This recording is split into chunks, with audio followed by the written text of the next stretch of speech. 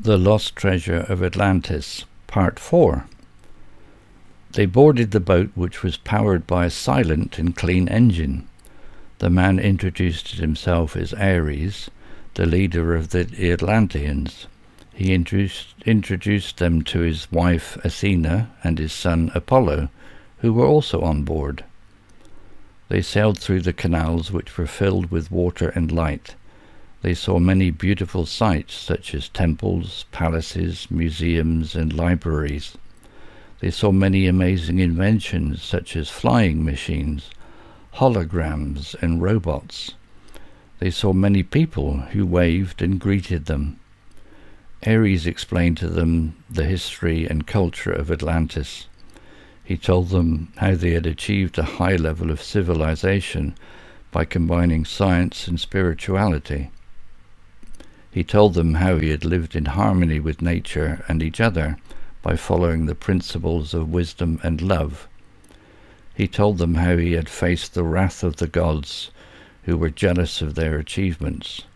He told them how he had survived the flood by using their technology and faith. He also asked them many questions about their world. He wanted to know everything about their history and culture, their science and religion, their politics and society, their problems and solutions. He was fascinated by their stories, and he admired their courage and resilience.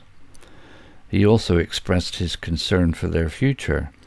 He warned them about the dangers of war and pollution, of greed and ignorance, of hate and fear.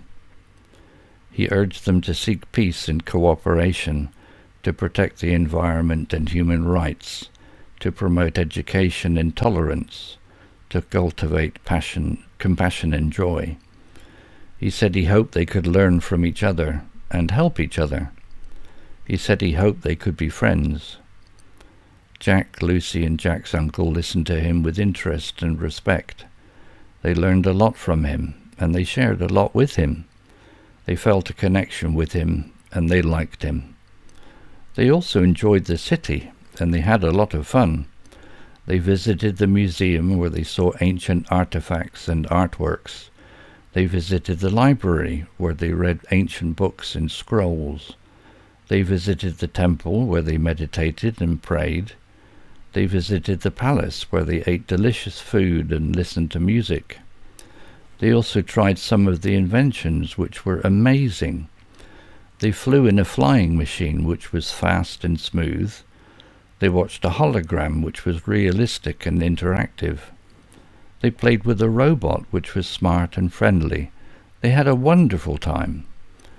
They stayed in Atlantis for a week, which felt like a day. They became friends with Ares and his family, who treated them like guests of honor. They became friends with some of the Atlanteans, who welcomed them with open arms.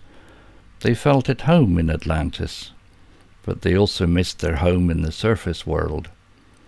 They decided it was time to leave. They said goodbye to Ares and his family, who hugged them and thanked them for their visit. They said goodbye to some of the Atlanteans, who wished them good luck and happiness. They said goodbye to Atlantis, which sparkled in the water.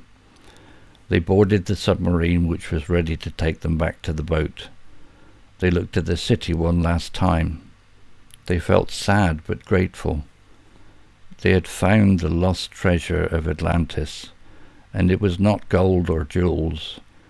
It was knowledge and friendship. The end.